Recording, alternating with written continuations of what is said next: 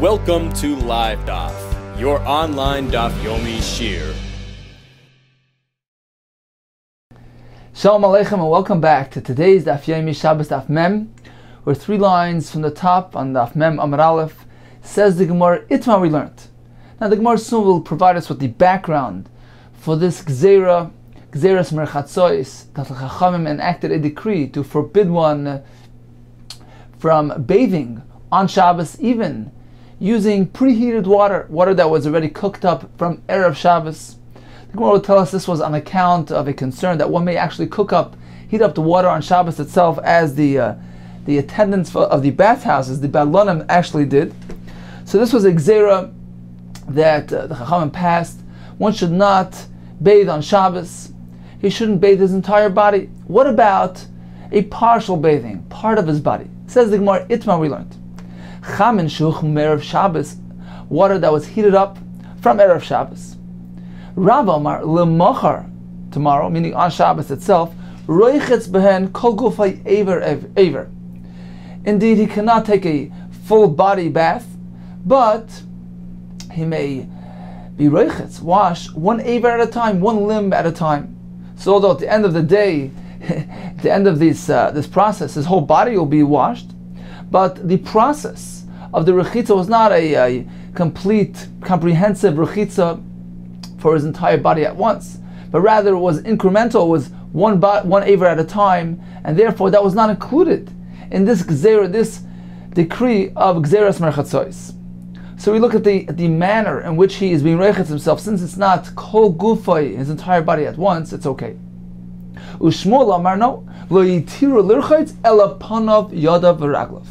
He could only wash his face, hands, and feet, and the Farshim say it means as long as he didn't bathe his entire body, his roiv, the majority of his body. So, according to Shmuel, we look at the end results. A person cannot do rechitza on most of his body. He could only do rechitza on a portion of his body. So even if he does aver, there's no heter for that. Even if he does it incrementally. So the point is, according to Shmuel, we look at the results. According to Rav, we look at the process, at the manner in which he's being rechetz himself. The Chacham only forbade a rechitza of kol gufay v'vas achas, his entire or most of his body at once. But if he does it aver, one limb at a time, even if he ends up washing his whole body, that's okay. Continues the Gemara, Meisvei. The Gemara is the kasha from a brisa onto Rav. Chamin shuch mum Erev Shabbos, water that was preheated from Erev Shabbos, lemachar on Shabbos itself, roichetz ben panav yadav v'raglav, avaloi kol gufay. So the brisa clearly tells us that he can only use it to wash his face, hands, and feet, but not his entire body. To the Rav, this seems to be a refutation on Rav. Says the Gemara, Amlach Rav. Rav will reply, no, it's no kasha to me. Loi, kol gufay v'vasachas. It means to say like this, Loi kol gufay v'vasachas. He cannot wash his entire body at once. Ella aver. So when the Brisa says, Roichetz ben panav yadav v'raglav, meaning he could wash his face, his hands and feet. Avol loy kol gufay. What does it mean, loy kol gufay? Loy kol gufay means v'vas achas, at once. But if he washes one aver at a time, which is like the panav yadav v'raglav, meaning he just washes it, he washes his body step by step, that's okay. Says the Gemara, v'panav yadav v'raglav tani. The Brisa clearly tells you that he can only wash at most his face, hands, and feet. You're telling me he can wash the entire body if he does it incrementally? Says the Gemara, yes. Rav will say, Ke'ein panav yadav v'raglav. The Brisa merely is citing an example. He may not go and wash his whole body at once, but he can do it in a manner which is reminiscent of face, hands, and feet. Meaning, as long as he does it incrementally, one aver at a time, panav yadav v'raglav, then he can go through the whole body like that.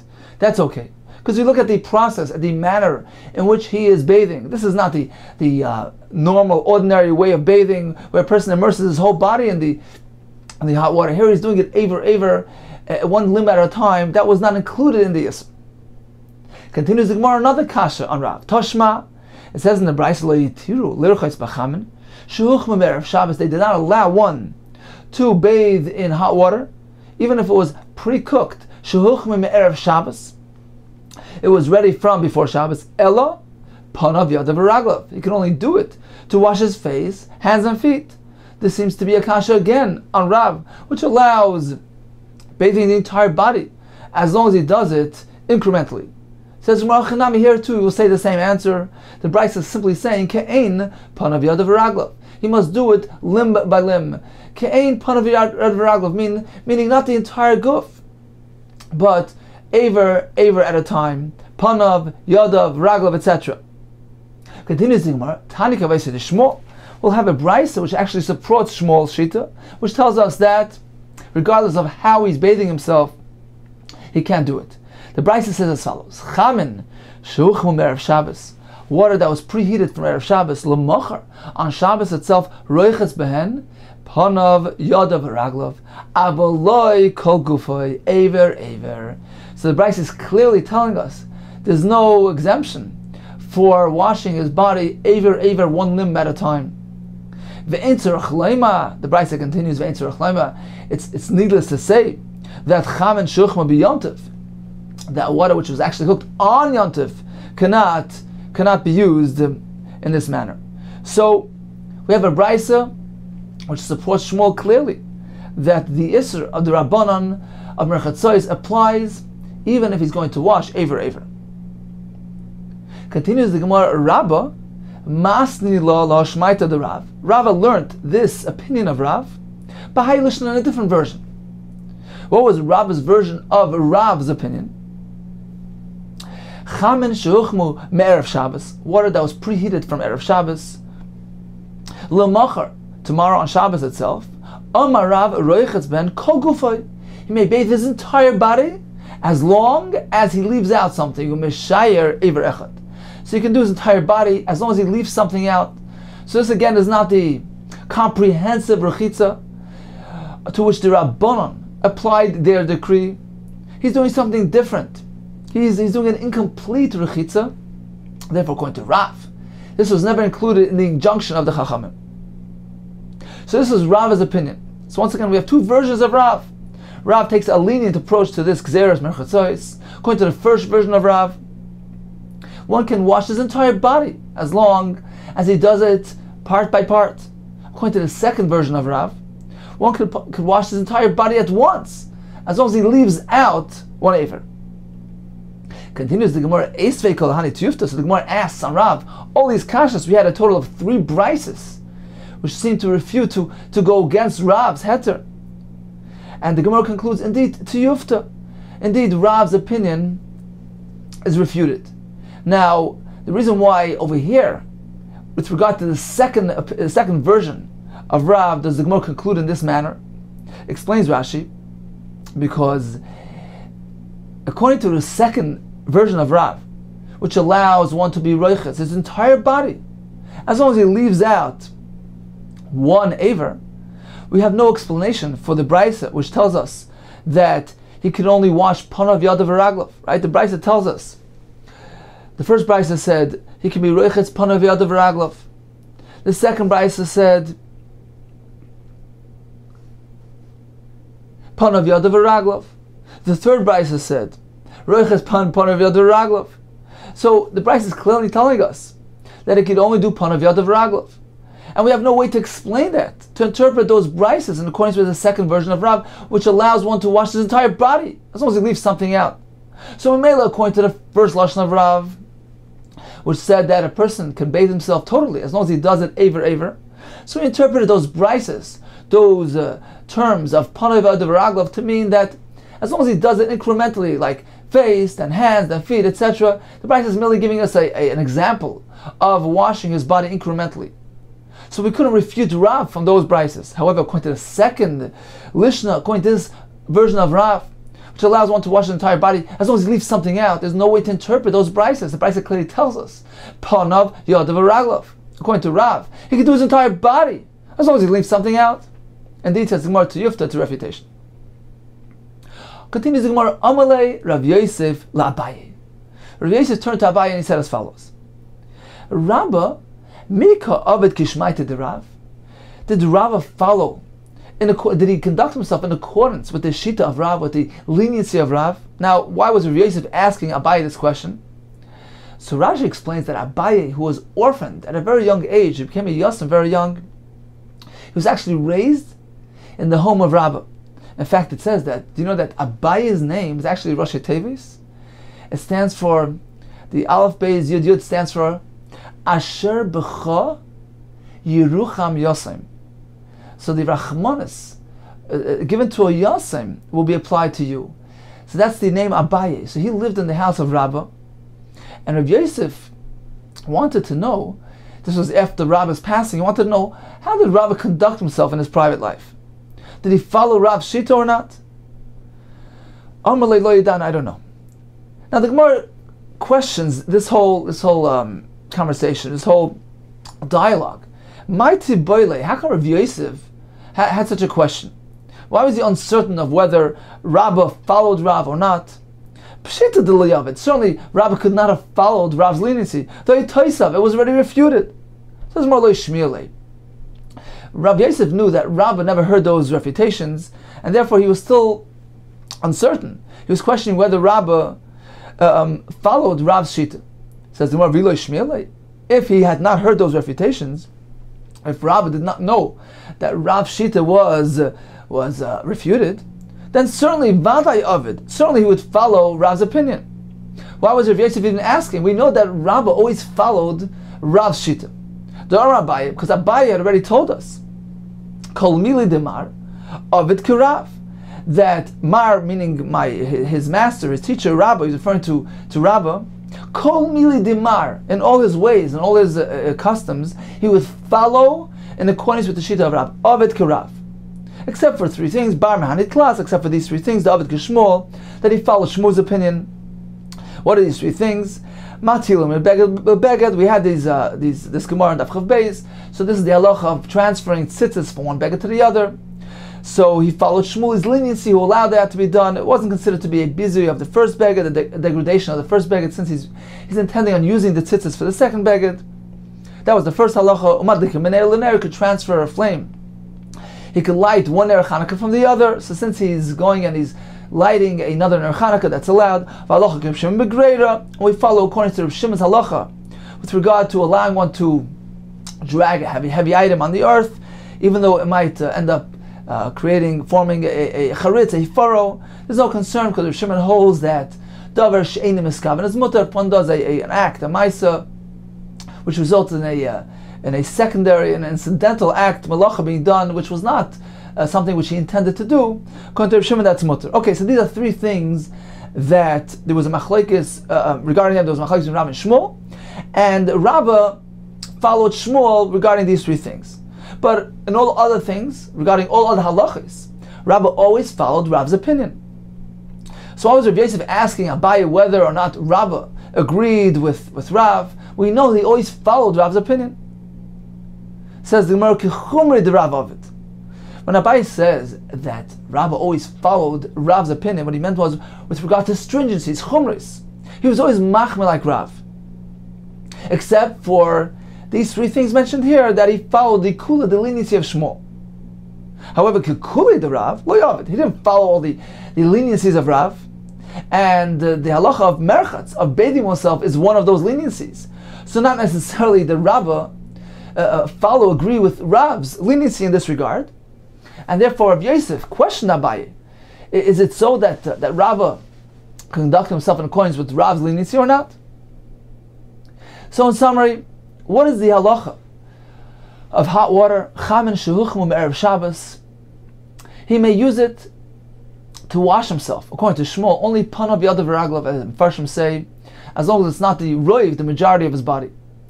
According to Rav, we have two versions. Version number one says Rav allows his whole body to be washed as long as it's done aver, one limb at a time, which doesn't reflect the ordinary manner and method of bathing.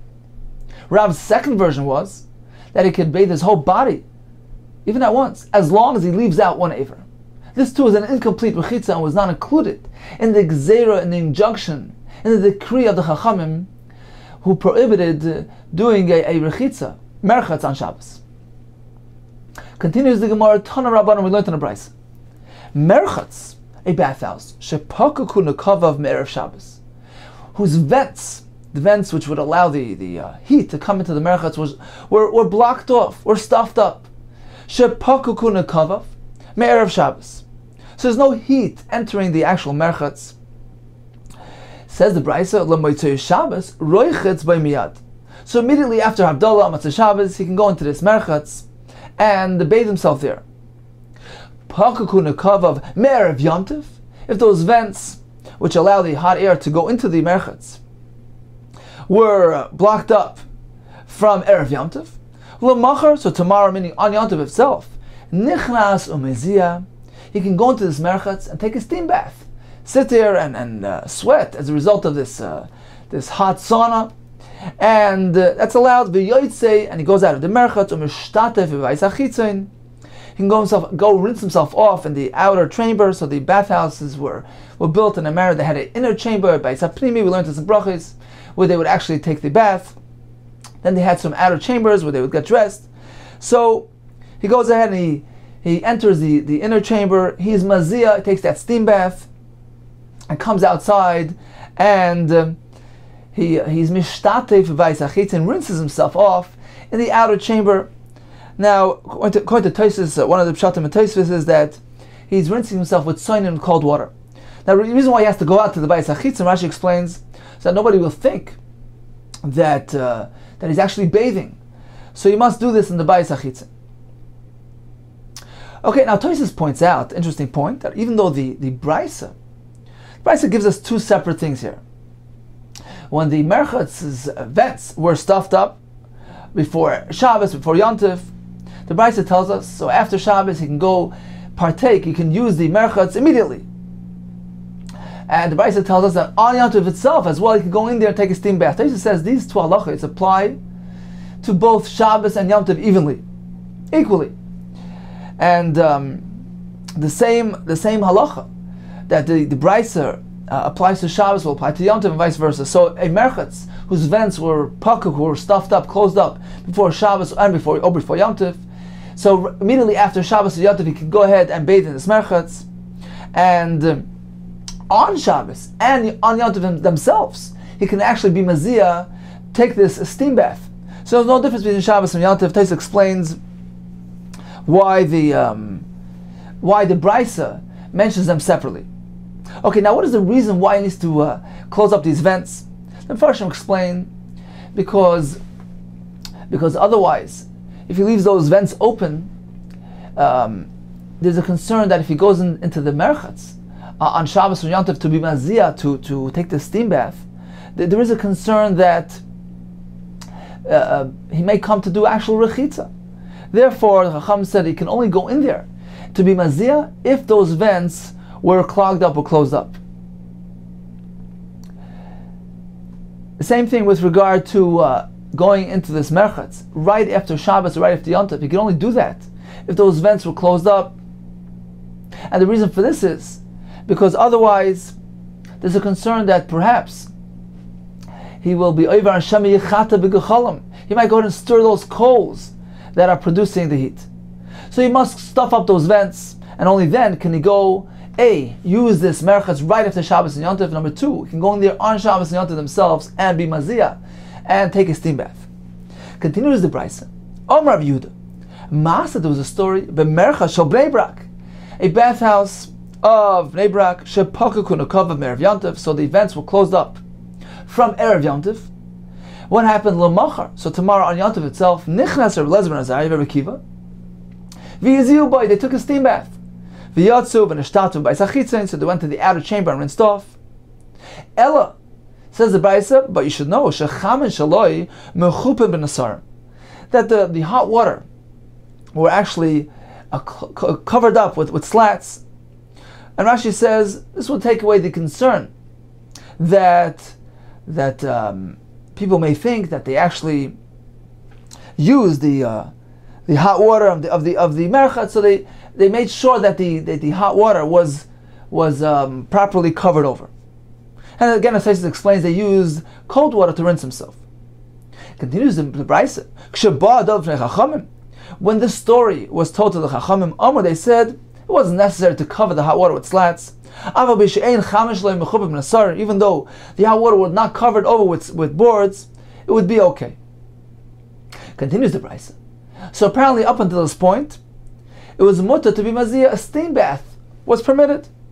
However, continues the Brisa, that didn't last. When the transgressors increased, and they began doing Avera, as the Brisa will soon explain. The Gemara soon will explain what the particulars of this process were. But there was a concern that people will actually come to do Avera. When the Avera increased, his chilu leser, so the Chachamim initiated an Isser on Zeya as well, on taking a steam bath. So this too became Asr. Continues the Gemara. Even if there was a Gzera of Zeya, that one may not take a steam bath. However, the Ambatiyois shall krochem, the bathhouses of the large cities, one may stroll through them and not be concerned that others will say, well, he's taking a steam bath. No concern. Okay, so this is the end of this Brisa.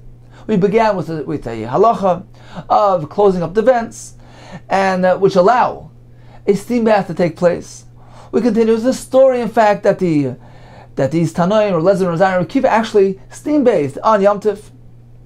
And the Brisa concluded that eventually the Chachamim enacted a decree, a Gzera, a Isser, to prohibit Zeya steam bathing. And this was as a result of the Oivi Avera, which the Gemara soon will explain. And one more halacha, that a bathhouse in a large city, in that bathhouse a person can stroll, and there's no concern that people think that he's doing Zeya, he's steam bathing. Continues the Gemara, my Oivi Avera. What is this Oivi Avera described in the Brisa, that this led to people transgressing? Davar Shimon Pazi. Omar Shimon Levi Mishum Kapar. Beschila initially, initially, it was allowed to go ahead and bathe using water that was preheated from Erev Shabbos. So what happened? So the attendants of the bathhouses began actually heating up the water on Shabbos itself. And they would pretend, they would say, Erev Shabbos huchmu. It was heated from Erev Shabbos, no problem. The Mepharshim say that they didn't actually go ahead and physically, actively go ahead and cook that water on Shabbos, but rather they would pile up a large supply of wood, by the fire of the merchatz from Erev Shabbos. And they set up the system that this fire would just last and last through Shabbos and keep on cooking up the water. And this is Asr Midrabanan, because having exposed coals create a concern of Shami Yechate. We learned this many times. There's a concern about going ahead and getting involved and stirring those coals on Shabbos. So this is the Isser that the Balonim, the attendants, would do. The Chacham saw that was happening. They made an Isser, they passed an Isser against using hot water on Shabbos, even if it was preheated from Erev Shabbos. This would take away the facade of the Balonim. They wouldn't have anything to attribute the hot water to. We can't use hot water even from Erev Shabbos. However, they allowed steam bathing. So what happened then? And this is the point mentioned in the Brisa. What happened was that even that was taken advantage of by the Oivi Avera. Nevertheless, people will go ahead and use hot water, preheated hot water from Erev Shabbos. They would bathe themselves and they would pretend, this is simply a result of steam bathing. So this is the Oivi Avera described in the Brisa. When transgressors would increase, they came and they did Issa D'Rabbanan. They washed themselves, they bathed themselves using preheated water. And they pretended, they used the front of Zeya. They said it's merely a steam bath. As a result, subsequently they went ahead and they passed Gzera on Zeya as well, on steam bathing as well. This would prevent anybody from actually bathing themselves with preheated hot water. But they left something open. They allowed use of natural hot water springs like the Chamei Tveria, as long as it wasn't artificially heated up through a fire. So what did that lead to? People will go ahead and use artificially heated water, Chamei or water which was heated by fire. And they would pretend that it was merely b'Chamei Tveria Chasm. You only used Chamei Tveria. As a result, the Chacham passed another stage to this Gzera. Oshlam Chamei Tveria, they upgraded this Gzera and they disallowed. They prohibited, they asked even Chamei Tveria. But they left something, and they could use cold water. However, it says the Gemara, it didn't last. Rosh ein adavar oimid lehem. It wasn't sustainable. It was too severe, this broad Gzera. And we know that if the Tzibur is not Mekabel, the Tzibur, the majority of the public doesn't accept the Gzera, then the Gzera doesn't have any halachic validity. So as a result, they reverted, they allowed use of the thermal spring water, of the hot spring water, the Chamei Tveria. However, the Issa to steam bathe remained standing in its place. So the only thing that was left, that was allowed, was the Chamei Tveria, and of course it's sign in the cold water. Continues the Gemara, Amar Rava. Haiman the Avar Adrabanan, one who transgresses over an Issa Drabanan, Shari Limikri Le'avaryana. One is allowed to refer to him as an Avaryana, a transgressor, even though it's only Issa Drabanan. So it's more Kiman. Where did Rava find the source to this concept? He found it in our Tana, in our Brisa. Because the Brisa refers to those people who bathed using preheated hot water, Chaman that were Huchamu Me'erev Shabbos, which was Asam Drabanan. Those people who use that water are referred to in the Brisa as Oivre Avera, those transgressors. And the Brisa says, as a result of those Oivre Avera, who would be over, transgress this Issa Rabbanan, and bathe themselves using preheated water on account of that. They did that and they pretended it was merely as a result of Zeya. They're wet, they're moist as a result of the steam bath. So these Oivre Avera were the catalyst of the upgrading of the Gzera. The Chacham, as a result of that, added another stage to the Gzera and prohibited use of preheated water as well. So we see clearly that the Brisa refers to those people who are being over an Issa D'Rabbanan as Oivre Avera, and this indeed concurs with Rava's statement that one who is over an Issa D'Rabbanan is allowed to refer to as a Avaryana. Continues the Gemara. How are we going to explain the last halach in the Brisa? Ambatiyois shall krachim, the bathhouses in the large cities, metayel behen, one can take a stroll in them, ve'en choishish, without any concern. Amar Rava, says Rava, let me explain. Dafka krachem, this refers only to the large bathhouses in the cities.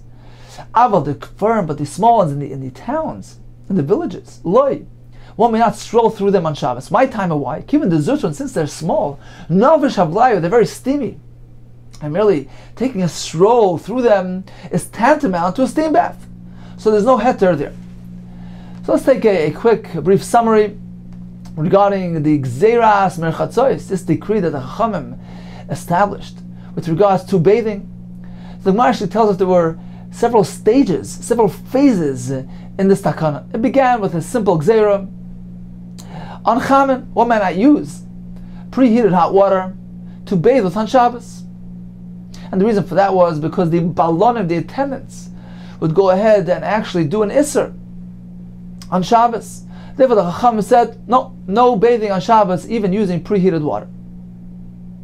The next phase of the Gzera was that not only Chaman, even Zeya. Then it was upgraded even further to include Chamei Tveria. The Chacham saw it wasn't sustainable, and they retracted that one, and what remained was that one may not use Chaman preheated water to bathe with on Shabbos. And there was an Isser on steam bathing as well. However, they allowed Soinein and Chamei Tveria. Continues the Gemara. Tanar Rabbanan, Mischamim Adam Kineged Hamadura. One can heat himself opposite a fire. V'yoytze. Then he goes out Mishtatef B'tsoinen and rinses himself with hot water. Ubelvash lo yishtatef B'tsoinen v'yischamim Kineged Hamadura. But in the reverse, he can't do it. He can't first. He shouldn't rinse himself with cold water and then go and approach the Madura and warm himself up opposite the fire, what's wrong with that? The fire is not the fire is not actually heating up the water and being mavashal the water to a high degree that's considered to be mlechas bishul. He's merely warming himself up slightly. He's warming up the water to a lukewarm level. What's wrong with that? Because he's warming up the water on him. Says Tosfos, what's wrong with that? Mefarish riva, the doime keroichetz b'mayim chamen. It appears as though he's washing with hot water. V'yavai. This may lead him to actually cook up the water. Lahachem chamen l'chutz gufa. It might lead one to actually cook up water, heat up water to wash himself with. So, doing it in this manner is not acceptable. He can first heat himself up with the fire and then go out and rinse himself with cold water, but not in the reverse, because it appears as though he's actually warming up the water which is on him and bathing in them. So it's tantamount, it's reminiscent. It's similar to actually cooking up water, heating up water for the sake of rechitza, which of course is an issa d'oraisa. Continues the brayso, Tana Rabbanan, Meichem Adam aluntis. One may warm up a towel. Umanicha b'nei me'ayim b'Shabbos, has a stomach ailment, so he puts the warm towel and on his b'nei me'ayim, on his stomach to soothe himself. That's allowed. Vad, provided shalayavi kumkumus shalmayim. He can't bring a hot water kettle. Shalmayim chamen. V'yanecheno b'nei me'ayim b'Shabbos. He can't put this kettle which contains hot water on his stomach on Shabbos. Why is that? We have several reasons. The Rishonim. Rashi says we're concerned Shama yishpuchu olav, that the water Shama yishpuchu olav, they'll spill on him. V'nimtzu roichetz b'Shabbos b'cham, and as a result he's going to be washing himself on Shabbos with hot water, which is not allowed. Some may ask on Rashi, but he's only washing part of his body, a small part of his body. That's not asur. Tosfos gives us several reasons, actually two reasons. And the first reason he says is because the Gemara actually means to say that he can't bring the hot water as long as the towel is still present, because it might spill onto the towel and it might come to squeeze out the towel. It's just chita.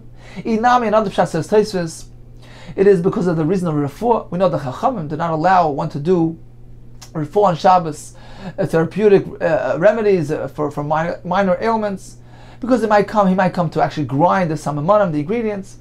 So one may not involve himself in an extensive, something which appears like a refuah, an extensive refuah, which is, for example, this kettle, which he's putting on his stomach. However, it says Tosfos, this towel is lemichzak refuah kol kach, doesn't have that feel of refuah, doesn't have that appearance of a ma'aser refuah, and that's allowed. Okay, continues the brayso regarding this kettle of hot water. He cannot put it on his stomach. V'davar hazeh, doing this afilu b'chol asur, even during an ordinary weekday, is not allowed. Why? On account of danger, because it might spill over and it might burn him. Tana Rabbanan, we learned in the brayso, maybe adam kitin mayim, a person could bring a container with water, umanicha keneged hamadura, can place it opposite the fire, lo b'shvil sheyichamu, not close. Tosfos learns he can't put it close enough, lo b'shvil sheyichamu, close enough that the water can actually heat up and become nisbashal. Ela b'shvil shetavik tzinasan, you can only place it at a distance where at most it can lose its chillness, meaning it can get slightly warmed up. That's okay. That's not considered to be bishul. Rabbi Doimer, mevia isha pach shel shemen. It's another example. A woman can bring a container of oil, umanichasa keneged madura, place it opposite the fire, lo b'shvil sheyivashal, not to the extent that it can actually cook up, el b'shvil sheyifasher, that the oil will merely warm up. That's okay. So we have the Tanakama who discusses water. We have Rabbi Yehuda who discusses the warming of oil. We have another shita of Shimon Gamliel Omer, Isha sacha yada b'shemen. A woman can anoint her hand with oil, and warm up her hand opposite the medura. V'sochal b'nakatan, and anoint her young son. V'eina chashesh, is no concern. So we have three Tanoim here. We have the Tanakama who allows warming up water. We have Rabbi Yehuda who allows warming up oil. Where Shimon Gamliel tells us she can do it if she does it in a way of anointing her hand with the oil and then places her hand opposite the medura. Says in Mari Boilu, we have the following question. Shemen mahula Tanakama. The Tanakama discusses water. What does he hold with regard to oil? Can one warm up oil opposite the fire? So this was the question they asked in the yeshiva. We have a machlekes. Rabbi Rav Yosef Damar Tavai Le'atera. So we have two approaches with regard to the opinion of Tanakama. Number one, Rabbi Rav Yosef both hold Le'atera, that the Tanakama holds that oil is mutter. Rav Nachman Yitzchak Amar Li'isura. Tanakama holds no, oil is asur. The Gemara will explain. Rabbi Rav Yosef Damar Tavai Le'atera. They both maintain that the Tanakama adopted a lenient view, a lenient approach to oil. Shemen, with regard to warming up oil, afapi shayatze ledas by mutter. Even if he cooks it up to the extent that it's very hot, shayatze ledas by, the hand recoils from it, meaning it jumps back. It's so hot, he burns himself. This is the point of bishul. This is considered to be hot enough that it is actually considered to be cooked. If one cooks up an item to the point of a yatze ledas boy, he has done the malach of bishul. Nevertheless, the Tanakama holds that one may indeed bring oil to that high level of heat, that high degree of heat. Why? Because Tanakama shemen ein by mishum bishul. The concept of bishul is not applied to oil. Amazing. So according to the Tanakama, only water carries this restriction that it must be only warmed up, but not past that, because that's bishul. However, oil, there's no concept of bishul with regards to oil. Now, why is that? Explains Rav Moshe Feinstein. The concept of bishul represents a changeover, a transformation of the item. Bishul is not merely heating it up to a high level of high degree of heat. Bishul means transforming the item, taking one form of item, heating it up, and changing it into a different form, into a different surah. Says Rav Moshe, apparently according to this view of the Gemara, Tanakama holds that shemen doesn't undergo a transformation, and a sufficient transformation to be considered bishul. Therefore, even if one heats it up, bishul does not apply. So this is the opinion of Tanakama, that shemen ein ba mishum bishul. V'asa Rav Yehuda l'meimar, Rav Yehuda counters and says, no, shemen yesh ba mishum bishul. Certainly the concept of bishul applies to oil as well as water. However, merely warming it up, that's not considered to be bishul. Therefore, Rav Yehuda says, it's okay if one brings a pach shel shemen, a container with oil, puts it opposite the medura, opposite the flame, to merely warm it up. That's not considered to be bishul. So that's the second view in the Brisa, a second sheet. Finally, I agree with Rav Yehuda that bishul applies to shemen as well as water. However, I hold that merely warming it up, even if it's not yatze ledas, but even if it's not very hot, it's considered to have been mevashel the oil. Now, why is that? We know, generally speaking, the benchmark of bishul is yatze ledas, but this is merely warming it up. It's hefsher. Why is it asur? The Mepharshim say that Rav Shimon Gamliel holds a midrabanan it's asur, since he holds that a oil that was merely warmed up, it already undergoes a changeover, a transformation, since it's now the warming enabled the oil to be used for easily used for anointing, for sicha. So according to the Shitas Rabbanan, the Rabbanan regarded as some sort of bishul, and they prohibited one from merely warming up that oil as well. It's considered to be bishul midrabanan. So once again, according to this view, which is the Shita of Rabba and Rav Yosef, they approach the Brisa as follows. They say, well, the Tanakama, his restriction only applies to oil. He says to water. Water can be warmed up but not cooked. Oil can even be cooked on Shabbos. Rabbi Yehuda says, no, oil cannot be cooked. Rav Shimon Gamliel says that oil can't be cooked, but not only if it's cooked is it a problem, but even merely warming it up is also awesome d'Rabbanan. Rav Nachman bar Yitzchak Amar, this is the second approach to the Brisa. He says, Li Yisur, the Tanakama agrees that cooking oil is asur. Shemen afa bi she'ein hayatze ledas by asur. Tanakama holds just the opposite. He holds that with regard to oil, not only does bishul apply to oil, but even merely warming it up is already asur. Even if it's not yatze ledas, but even if the hand doesn't recoil from it, it's merely warmed up slightly, it's also considered to be asur or bishul, As we said before, this is midrabanan. Because Tanakama holds shemen yesh mishum bishul. Bishul applies to shemen. Merely warming it up is tantamount to bishul. So this is the shita of the Tanakama. That's why Tanakama only mentions water. The allowance of hefsher, of warming it up, only applies to water. Hefsher does not apply to oil, because merely warming it up, being mafsha the oil, is asr, is considered to be bishul. V'asr b'delemeimar, comes a reader and he says, no, hefsher lezer bishul, merely warming up the oil, that's not bishul, that's okay. V'asr b'shem gamliel lemeimar, shemen yesh b'mishum bishul. So the third shita of Shem Gamliel says, shemen has bishul, hefsher lezer bishul, but merely warming it up is already bishul. So we have three shitas. Tanakama says, yes, shemen cannot be cooked. It cannot even be warmed up. Rabbi says, no, 1 second. Shemen can't be cooked, but it can be warmed up.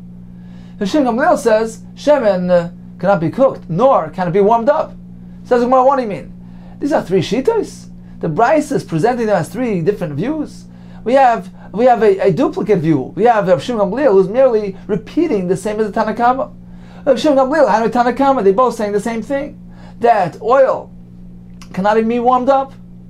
Says Gemara, there is something between them. There is a point of contention here. What is the difference between the Tanakama and Hashem Gamliel? Kla chayat.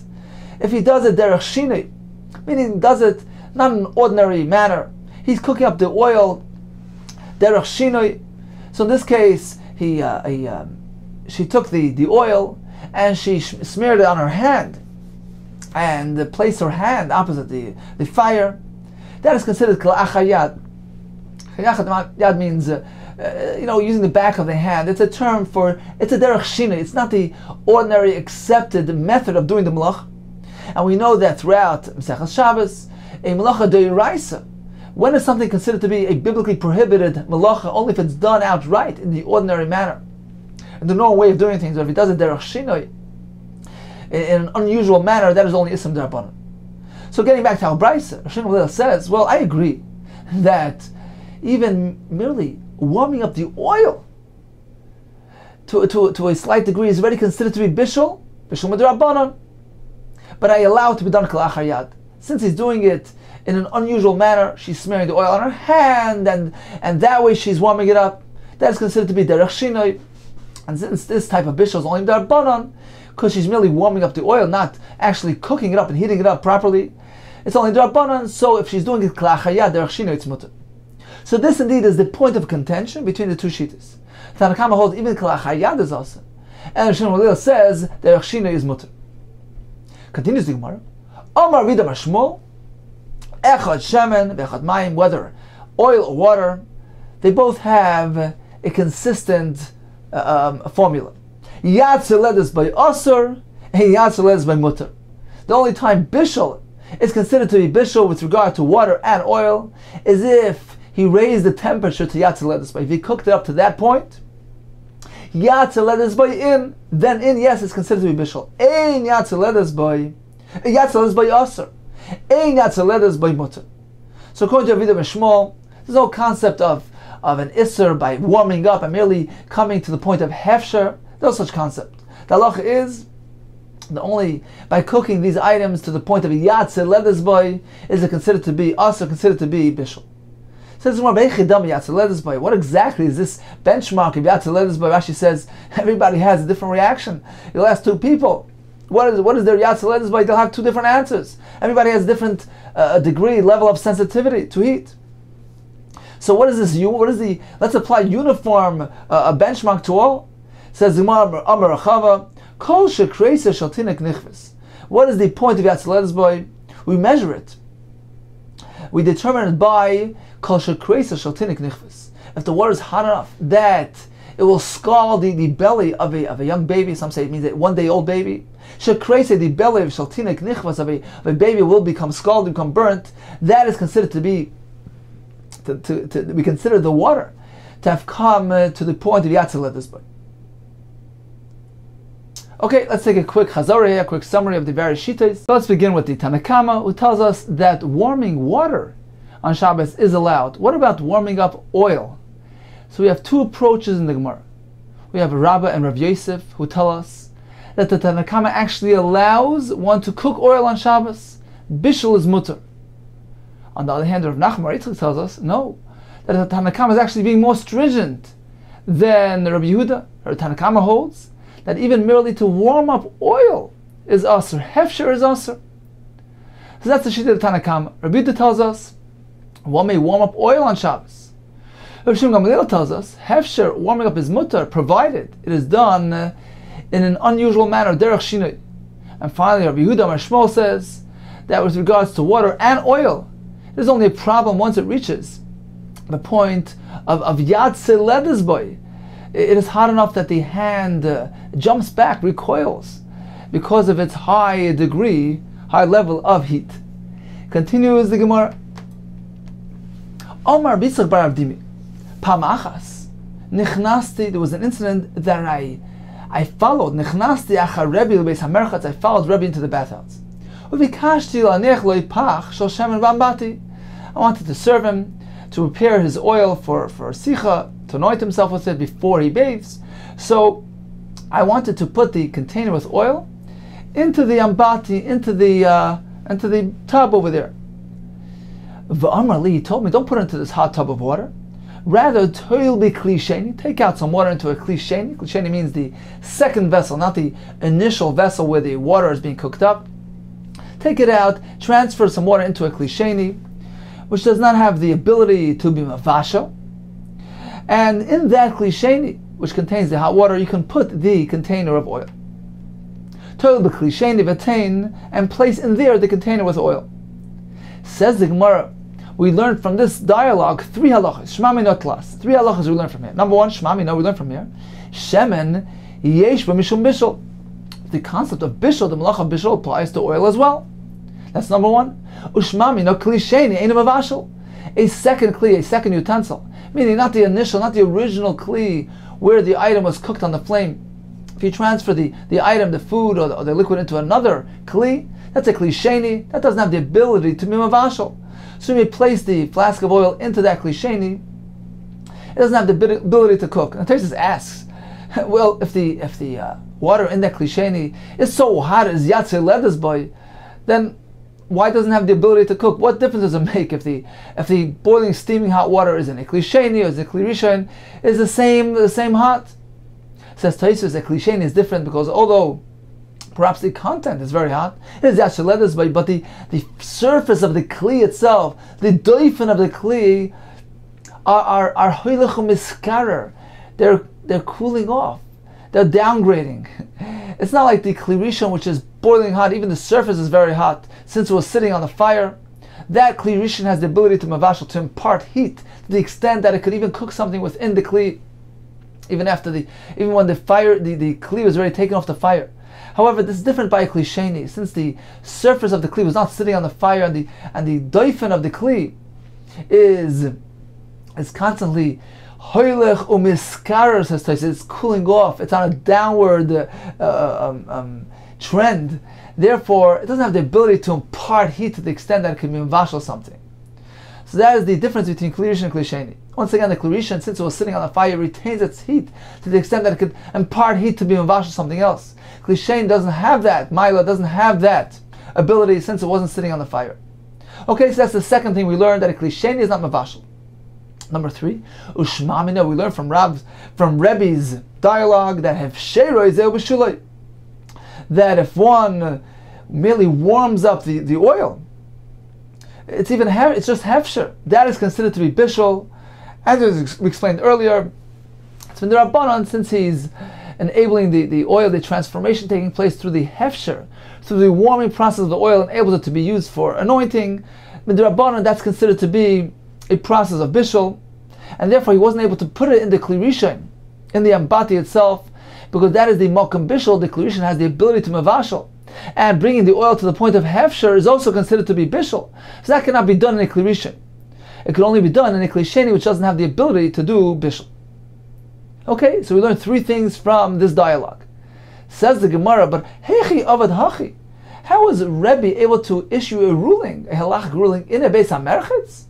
The Omar Rabba Babra Chanan Rav Yechanan Rabbi Bar Chana told us in the name of Yochanan, B'chol mokem udalahar, one may think Divrei Torah anywhere he wants, chutz mi beis hamerchatz, beis hakisei, except for a beis hamerchatz or in a beis hakisei. Says Rabbi Chitem, or perhaps you'll propose that Rabbi was allowed to do it. Why? Because b'lashon choyla malay, he spoke in a language which wasn't lashon kodesh, and that is allowed. Says Rabbi, that's not so. V'amar Abai, didn't Abai tell us that it's not the language that you're using that matters, it's the content of the conversation. Dvarim shel choyl, worldly matters, non-sacred words, not sacred content. Mutar l'amar lashon kodesh, one may utter those words, even if he's using lashon kodesh, because the content is not kodesh, is not sacred. So you can utter that in a beis hakisei, in a beis hamerchatz, even if he's speaking lashon kodesh. On the other hand, shel kodesh, matters of kodesh, like Torah, like tefillah, also l'amar lashon choyl, those cannot be expressed even if he's using a non-kodesh language. If he's speaking in English, that cannot be discussed in a beis hamerchatz. Says the Gemara, indeed, afrushi mi surah shani. You're right. The only reason why this is allowed is because he was coming to be mar for somebody from doing an isser. He's coming to prevent one from doing an avera, and therefore that was allowed even in that location. Apparently, that's not considered to be a bizoyin, a lack of respect towards the Torah. Actually, coming to uphold the Torah, prevent one from doing an isser. Says, when I'll prove this to you, Teda, the Omar of Yudah Mashmo. Maaseh, there was another story with Talmid Rav Meir. The student of Rav Meir, Shenichnas Achal HaMerchatz, who followed him into the Beis HaMerchatz. Ubikesh Ladiach Karka. He wanted to wash the ground. The V'amar le'ei madichin, one may not do so on Shabbos, is concerned that he might go and flatten out the earth, which is a malacha. Lo sluch le'karka, he wanted to anoint, smear some fragrant oil onto the karka. So he told him, Amar le'ein sachan, one may not do so. This was a Beis HaMerchatz. How is he allowed to speak Divrei Torah? How is he allowed to issue halachic ruling? Alma, apparently, afrushim yisur shani, preventing one from doing an isser is different. Hachanami here too, with regard to Rebbe in the first incident. La afrushim yisur shani, prevention from an isser is different. Continues the Gemara, Amar Avina. Let's take another look at the story of Rebbe and the Beis HaMerchatz, who told him not to put the flask of oil into the actual ambati. Shema Mino, we learn from there another halacha, a fourth halacha. Hamavashal b'chamet tveri b'Shabbos chayiv. If one cooks using the chamet tveri, these thermal springs of hot water, these naturally occurring hot water springs, if he used them for cooking, he's chayiv. Why? Let's figure this out. The Hamasa de Rebbe, the story with Rebbe, when he went into the Beis HaMerchatz to bathe in hot water. Apparently, it was after, we know this was after the enactment of the Gzera, the establishment of the decree of the Gzeres Merchatzois, where Rabbanan prohibited one from using even preheated water to bathe with on Shabbos. So apparently, how was he allowed to bathe in hot water on Shabbos? Apparently, it was a naturally occurring hot spring of water. It was like a chamet tveria. Nevertheless, he was concerned with cooking. He said, "Don't put the oil into this actual kli rishon, into the bath, which has the water coming from the hot spring, which is attached to the hot spring, and it's considered to be a kli rishon. Don't put it in there. But Amalei told the kli sheni. Rather, place it in the kli sheni, which doesn't have the ability to cook. Amalei told the kli sheni v'tein. So apparently, there's a concern of bishul, even with regards to chamet tveria, to thermal springs, which don't derive their heat from an actual fire. Apparently, even cooking with chamet tveria is chayiv. Says more, Eini, is that so? Didn't Rav Chizda say, Hamavashal b'chamet tveria b'Shabbos pater? Since he's not using artificially heated up water, he's using naturally occurring hot springs, cooking with that is pater. So how can you say that from the story of Rebbe we see that he's chayiv? Says more, my chayiv nami dekama. What do you mean to say when he said cooking with this chametz is chayiv? He didn't mean to say he brings a chatos, it's an isam d'oraisa. He meant to say makas mardas. He gets rabbinic lashes. Makas mardas. He gets lashes of mardas of rebuke. It's an issa d'rabbanan, but certainly not an issa d'oraisa, and he wouldn't bring a chatos. Continues the Gemara, Omar of Zera. Anoch hazite Ravavo. I observed Ravavo, who was doing the following thing: the shot. Bambati, he appeared to be floating in his bathtub. But I'm not sure whether he actually lifted his feet off the ground and he floated, or he remained on the ground. Rashi explains that there is a halacha, there's a Mishnah which says, Ein shatin al pnei hamayim. One may not actually swim, float in a nohar gadol, Rashi says, in a river. So he wasn't sure whether this applies only to a nohar gadol, a big river, a large river, or even an abat, even a bathtub, because the Mishnah doesn't speak about the type of body of water where the Chacham applied the Gzera. It merely says, Ein shatin al pnei hamayim, one may not swim, float on water. We're not sure if this refers to a lake, a river, or even a bathtub. So therefore I'm not sure, I'm uncertain whether he lifted his feet off the ground and he holds that it's permitted to float in a bathtub, or he stayed firmly on the ground because swimming, floating, even in a bathtub is included in that issue. Says, oh, pshita l'le'akar. It's self-evident that he obviously stayed on the ground. Why? The Sani we learned. One should not swim, float, even in an in-ground pool, even though it's not a river or a lake. Even if it's enclosed in a courtyard, Rashi says that there's no concern that spraying the water with his feet will actually cause the water to go outside of 4 amas, and he'll do the melacha of maver, of carrying, b'shesarab, of not speaking b'shesarab, even if it's in a chatzar. Nevertheless, one is not allowed to swim in this breich, in this in-ground pool. Apparently, the Isser applies not only to a lake or a river, a natural body of water, even a pool. So what was the question here? What was the shaila of whether you're allowed to swim in the abati? It says, like kash, it's not difficult. This brecha, this in-ground pool, was a pool that didn't have any embankment, any rim. Therefore, it is similar to a nar, to a natural body of water. And indeed, the gzera would apply there as well. The gzera, not to swim in a natural body of water, unconcerned that he might actually fashion, he might actually make for himself a chaviz shel shayatan, some sort of a floating device. So this is a concern with regard to a natural body of water. And even a brecha, even a pool, which is built in a way which is similar to the natural body of water, it doesn't have a rim, doesn't have an embankment, there too the gzera is applied. However, the isle gedudi, this ambati, this bathtub, had a rim, had an embankment, therefore it's similar to a kli, like a vessel. And he held that perhaps in that case there's no gzera, there's no concern that he's going to go to build himself a chavish or shayatin to float in his bathtub. Therefore, perhaps he allowed himself to float, and there's no isser, there's no gzera there. Okay, time for a chazara on today's daf. We began with the halacha of water, which was preheated. It was cooked on Erev Shabbos. One may use it to wash himself in the following manner. According to Shmuel, on Shabbos he can use it to wash his panav, yadav, v'raglav, but not most of his body. According to Rav, in the first version of Rav, he can wash his whole body provided he does it incrementally, 1 aver at a time. That is not considered to be the bathing which the Rabbanah prohibited. According to the second version of Rav, he can wash his whole body at once as long as he leaves out 1 aver. The Gemara told us the chain of events that led to the Gzeres Merchatzois. It was a Gzera, a decree which was actually phased in stages. Initially, the Chacham only prohibited using hot water on Shabbos. It was extended to even steam bathing, then extended to using chametveria, and then that was rescinded since it didn't take hold, it wasn't accepted by the masses, and the Chacham remained with Gzera on the hot water and steam bathing as well, but they allowed chametveria and of course tzayin. The Gemara told us one who transgresses an Isser Rabbanan is called an Avarian. The Gemara told us one may stroll through the large bathhouses. There's no concern that it will appear as though he is.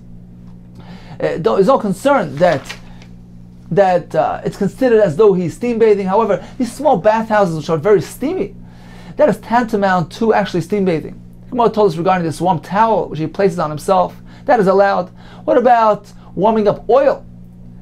So we have 3 shitas. You have Tanakama, Rav Yehuda, Rav Shimon Gamliel, and the Brisa. According to Tanakama, according to Rabbi and Rav Yosef's version, it's mutter because bishul is allowed by oil. According to Rav Nachman Bar Yitzchak, even merely warming it up is asur. According to Rav Yehuda, warming is mutter. According to Rav Shimon Gamliel, if he does it derech shino, it's mutter. And finally, Rav Shmuel tells us no.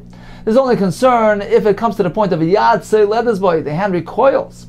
The Gemara told us klisheni is not mavashal. Bishul with chametveria is midrabanan. And one may not swim in a natural body of water, a river or a lake. He might go and fashion for himself a swimming device. However, in an abati, a bathtub, a kli, there's no concern there. What about an in-ground pool? So if it has gedudi, a rim around it, then it appears like a kli, and it is mutter.